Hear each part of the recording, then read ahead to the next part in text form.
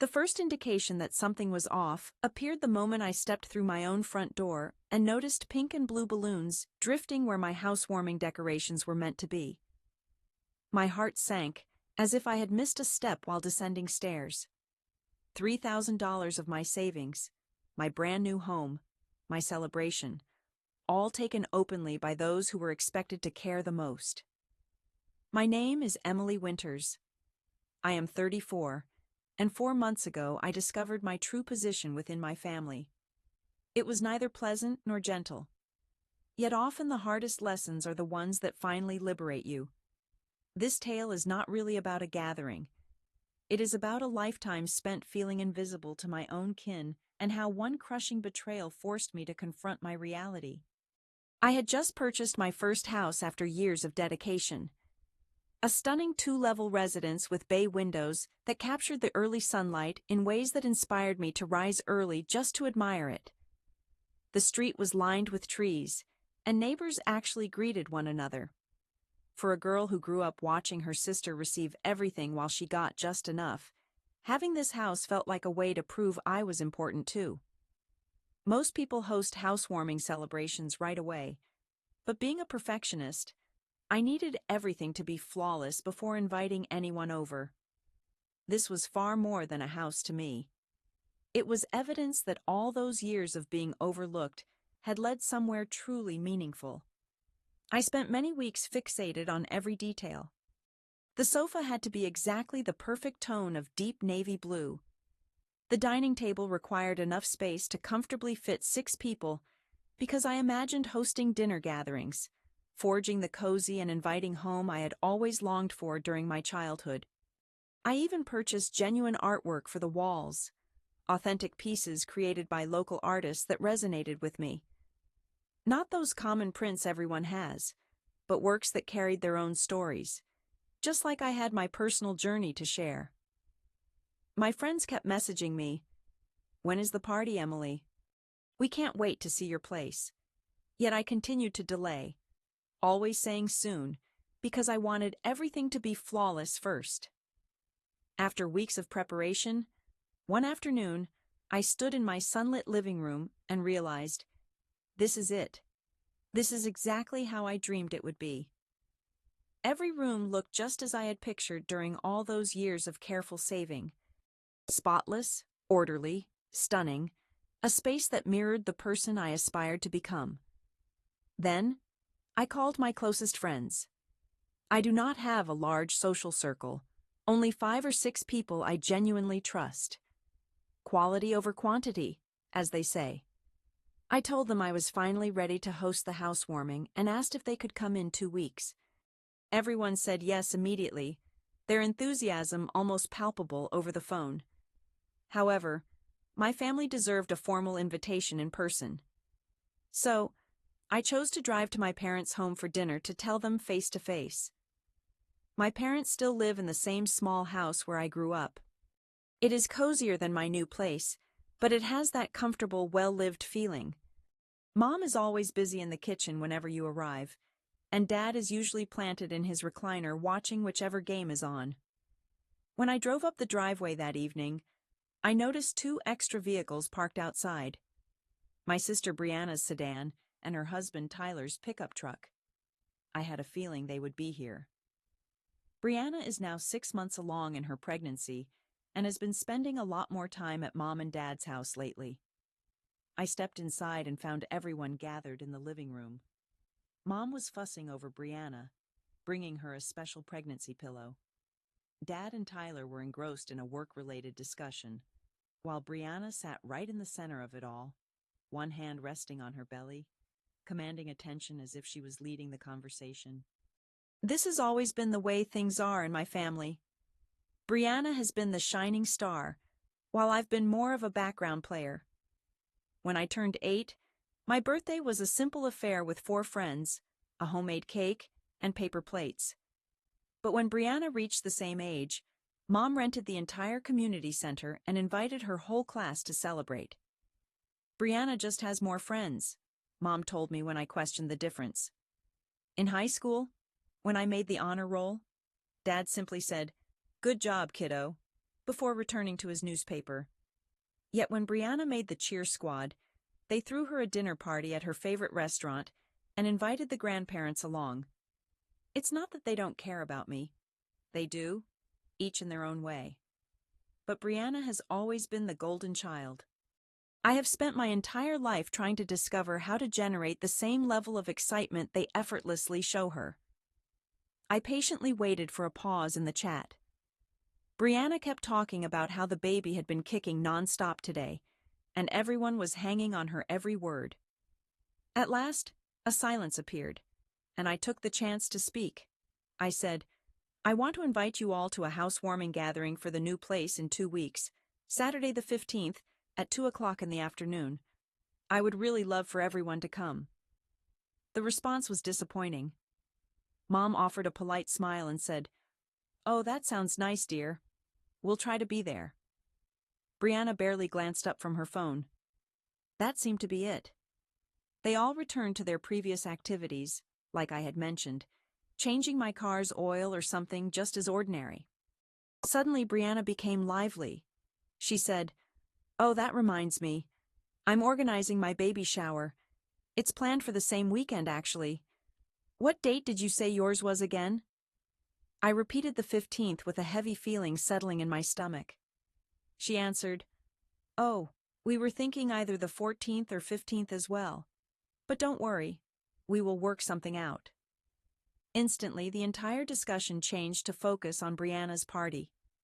Topics shifted to what decorations she wanted, which games would be played, and who she was going to invite. Mom started getting enthusiastic, taking out her phone to browse Pinterest ideas. Even Dad put down the television remote to join the conversation. I sat there and observed them becoming energetic about Brianna's event, while mine seemed to have barely made an impression. Honestly, I was not shocked at all. This seemed to be the pattern of my life forever.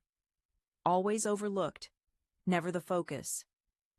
I stayed for another hour listening to them plan Brianna's shower, occasionally trying to bring up my housewarming party again. Each time someone would acknowledge me with a vague reply, then immediately return to conversations about baby preparations. At last I got up and said, Well, I should get going. But just to be clear, my housewarming party is on Saturday the 15th at 2 in the afternoon. I really hope you can make it. As I walked to my car, their voices came through the open window, already deep into discussing Brianna's event, the color themes, catering ideas, and whether or not to have a diaper cake. I stayed in my car for a moment before starting the engine, glancing back at the house where I had grown up, always feeling like I existed only in Brianna's shadow. But you know what? I did not need their excitement to throw an amazing party. I had my own friends, and I chose to invite the rest of the family myself. Aunts, uncles, cousins, grandparents, people who might genuinely be thrilled to celebrate with me. The following days turned out to be quite wonderful. I called all my relatives, Dad's sister Vivian, Mom's brother Charlie, my cousins Zoe and Ben, and Grandma Frances. Everyone was far more enthusiastic than my immediate family had been. They asked about the house, congratulated me on such a major achievement, and said how proud they were of me. By the end of 1 week before the event, I had approximately 15 confirmed guests, including my closest friends, and several family members who truly seemed to care. I felt optimistic and excited about everything falling into place. I contacted a catering company and placed an order for food intended to serve 20 people. Nothing extravagant but quality sandwich trays, salads, warm appetizers, and a dessert selection. The woman I spoke with was accommodating and offered a reasonable price, $1,500, which seemed worth it for a proper celebration. Meanwhile, I began compiling lists of decorations to purchase and considered how best to arrange the house for the gathering. Everything appeared to be coming together flawlessly. Then, just 7 days before the party, I woke up experiencing the most severe stomach pain I had endured in several months. I have lived with a peptic ulcer for about 3 years. Normally, I control it effectively through medication and diet. But whenever stress hits, it sometimes worsens dramatically. Unfortunately, this was one of those episodes. The discomfort was so overwhelming that I could not even stand upright. I attempted to manage the pain by taking my medicine, drinking milk, and using a heating pad while resting. None of these measures helped. By midday, I was vomiting and the pain intensified. Eventually, I relented and drove myself to the emergency room. The ER physician glanced at me and quickly ordered tests. "Looks like your ulcer's throwing a party without you," he remarked with an effort at humor. I was not in a state to appreciate the joke. After several hours of waiting and undergoing examinations, he announced the diagnosis. "We need to admit you for a few days because of this flare-up." The situation was quite serious, and I wanted to manage it before things got worse.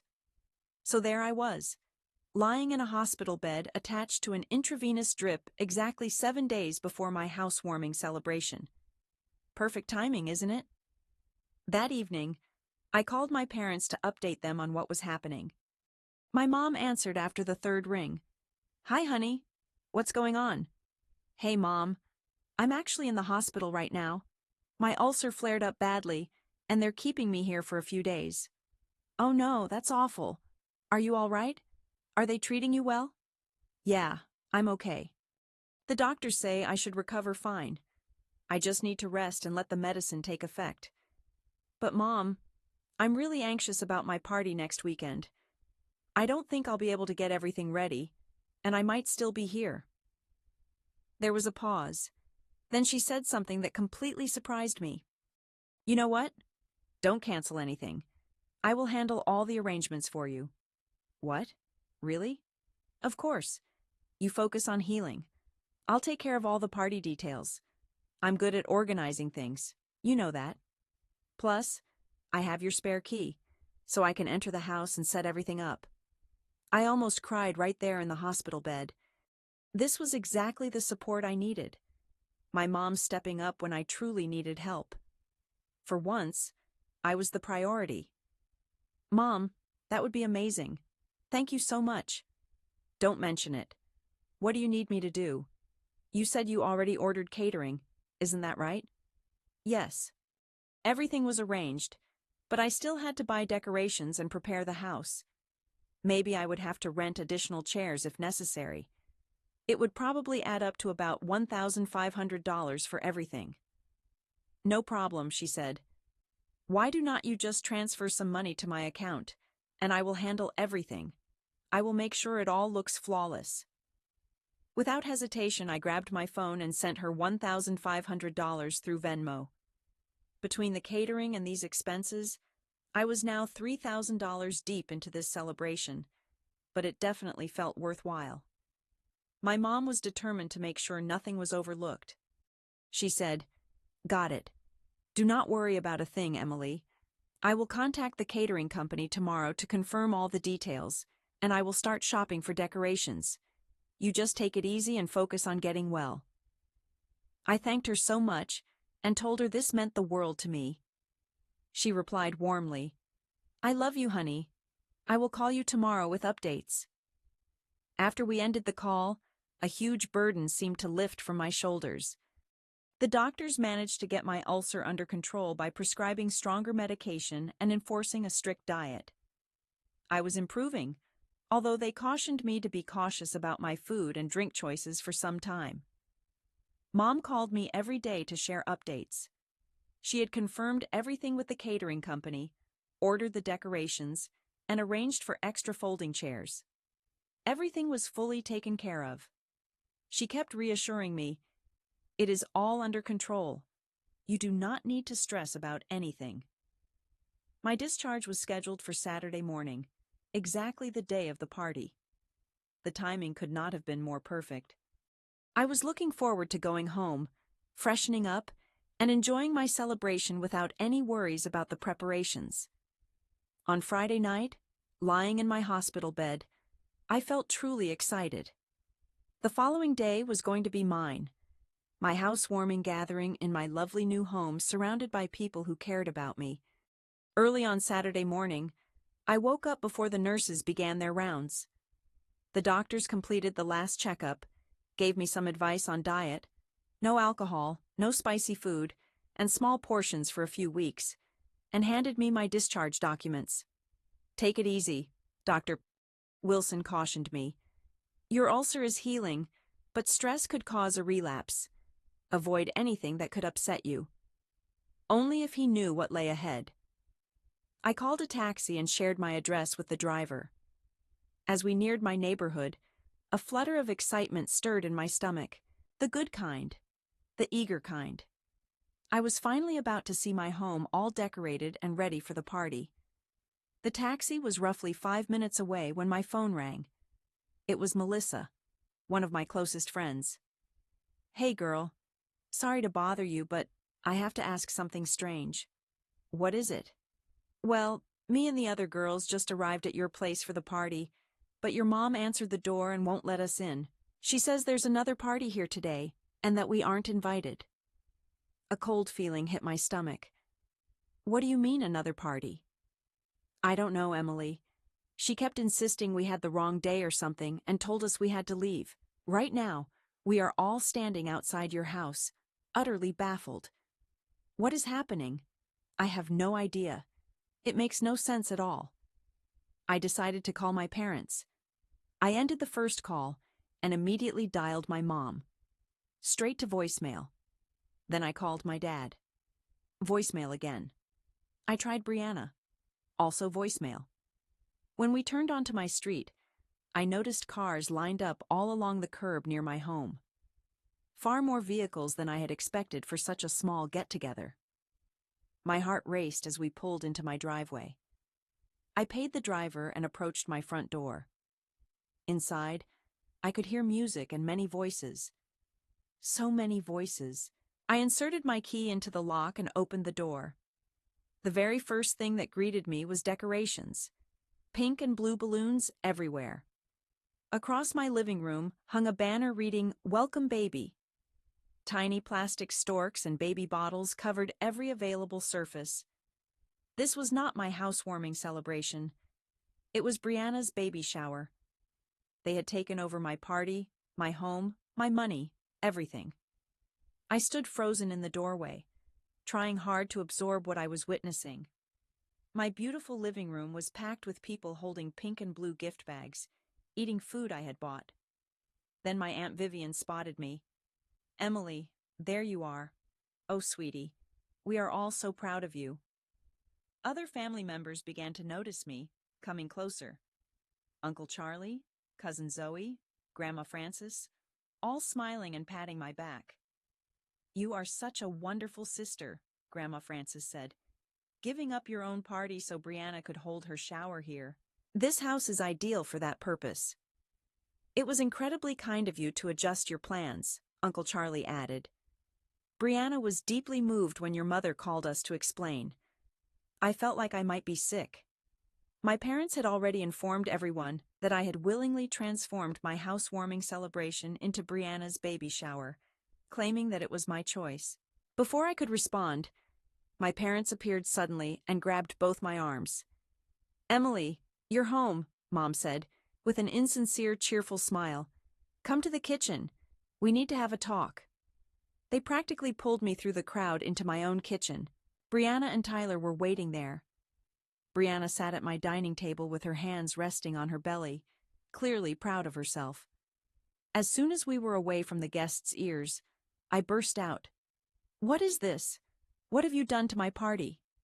"Lower your voice," Mom whispered sharply. "We have guests." Dad moved closer to me. "Emily, you need to calm down." "Calm down? Are you joking? You stole my housewarming party."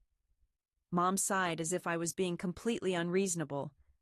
"Look, dear, Brianna's pregnancy is far more important than your party. Having a baby is a greater milestone than buying a house. We assumed you would understand." "You assumed I would understand? You never even asked me. You just took my money, my house, and my party." "We didn't take anything," Mom replied. "We simply redirected everything towards a cause that matters more. Consider it a present from you to your sister." I gazed at all four of them. Brianna remained silent, simply sitting there with a self-satisfied expression. My parents looked at me as if I were the unreasonable one. I want everyone out of my house. Suddenly, Dad grasped my wrist. You are not going to cause a scene in front of the family. Emily, Mom said with that patronizing tone she used when I was younger, why don't you just go upstairs and rest? You only recently left the hospital. Tell everyone you are still feeling unwell. At last, Brianna spoke. God, Emily, why do you always have to make everything about yourself? Can't you just be happy for me once? That was enough. I could not take any more. I turned around and headed upstairs to my room. My hands trembled with anger. I sat on my bed and pulled out my phone. I scrolled through my contacts until I found the number for the local police department. 911. What is your emergency? Hello. This is not exactly an emergency, but I need police to come to my house. There are people here who refuse to leave and I want them removed. Ma'am, is this a domestic dispute? Sort of. My family is having a party in my house without my permission, and they won't leave when I ask them to. We will send someone right away. I gave them my address and ended the call. Then I sat quietly, listening to the party downstairs in my own home, waiting for the police to arrive. Around 10 minutes later, the doorbell rang and the music stopped. I heard my mother's voice saying, "Officers, there must be some mistake." I went downstairs. 2 police officers stood in my entryway, glancing around at the baby shower decorations. I am Emily Winters, I said. I own this house, and I was the one who called you. Suddenly, everyone was staring at me. The entire party fell completely silent. These people, I pointed at my parents, Brianna and Tyler, are in my home without my permission, and I want them to leave. My mother began shouting. She has lost control. This is her own family. Brianna started yelling too. She claimed I was ruining her baby shower and called me completely insane. One officer raised his hand. Ma'am, if the homeowner asks you to leave, you have to go. That is the law. This is unbelievable, my father muttered. Still, they began packing their things. As my parents, Brianna and Tyler, moved toward the door, all glaring at me as if I were the enemy, I faced the silent crowd of relatives and strangers. I am truly sorry everyone had to witness this, I said, but I need to explain what really happened. I then shared the full story. How I had planned a housewarming party, how I fell ill and asked my mother for help, how she took my money and turned my event into Brianna's baby shower without my consent, and how she lied to everyone, claiming it was my idea. The room remained completely quiet after I finished. Aunt Vivian was the first to break the silence. Emily, I am deeply sorry. Your mother told us you decided to give your party to Brianna because you believed having a baby was more important than a new home. She said that you insisted on changing everything. Uncle Charlie shook his head and said we had no clue. Grandma Frances appeared furious and declared that was the most selfish thing she had ever heard, taking your money and your party just like that. Some guests I did not recognize, apparently friends of Brianna and my parents, began making excuses and left quickly. However, all my relatives stayed. They were truly angry on my behalf. You know what? I said, glancing around my house filled with baby shower decorations. I spent $3,000 on this event. I am not going to let them completely ruin it. I took out my phone and called Melissa. Hey, are you still nearby? Yeah, we are at the coffee shop down the street. What happened in there? It's a long story, but can you come back? I am having my housewarming party after all. Within an hour, my real party was underway. My relatives helped me remove all the baby shower decorations, the pink and blue balloons, the welcome baby banner, and all the small plastic ornaments. We packed everything into trash bags. My friends showed up, and I shared the full story with them too. Everyone was shocked, but also impressed that I had called the police. The catered food was still good, even though it had been out for a while. We rearranged the furniture to create better spaces for conversation. Someone discovered a playlist on their phone and linked it to my sound system. It was not the ideal celebration I had originally imagined, yet it was genuine. These were individuals who truly cared about me and were glad to join in my celebration, not people who viewed me as an easy source of money and unpaid work. Around 9 in the evening, everyone began departing. The relatives all gave me warm hugs goodbye and expressed how proud they were of me for defending myself. My friends promised to assist me with cleaning up the following day. After everyone left, I sat in my living room and looked at the gift bags filled with baby presents that Brianna's friends had brought. I decided not to keep them. That would be petty and strange. The next morning, I woke up to 17 missed calls and about 30 text messages, all from my parents and Brianna. Mom's texts were the harshest. "You are a monster. How could you treat your pregnant sister this way? She was up all night crying because of you. You have destroyed everything. We raised you to be better than this." Brianna's messages were even more intense. "I never want to see you again. You are dead to me. When my baby is born, you will never meet them. You are the worst person I know." Dad's messages were shorter, but equally cruel. "Your actions yesterday were unacceptable. We are ashamed to call you our daughter." I read them all, waiting to feel guilt or sadness or anything. Yet honestly, I felt a sense of relief. For the very first time in my life, I stood up against their favoritism and control. I refused to let them take advantage of me. I ignored all their messages and instead contacted a locksmith. I needed every lock changed today. "Can you fit me in?" "Certainly. How many doors?" "The front door, the back door, and the side gate." I wanted completely new locks and fresh keys for all. While waiting for the locksmith, I collected all the baby presents. There were probably 20 bags filled with items: clothes, toys, bottles, blankets. I arranged for a courier to pick everything up and send it to Brianna's address. The locksmith arrived around midday, a friendly man named Scott, who didn't ask why I urgently needed new locks installed. By evening, I had new keys and the firm assurance that my parents could no longer enter my home whenever they wished. That was 4 months ago. Since then, I have not spoken with any of them. I only catch bits and pieces through the family gossip network. Brianna had her baby 3 weeks ago, a girl. It seems my parents have been telling everyone who will listen that I am a terrible person who spoiled Brianna's special day and that they have cut ties with me. Aunt Vivian occasionally calls with updates.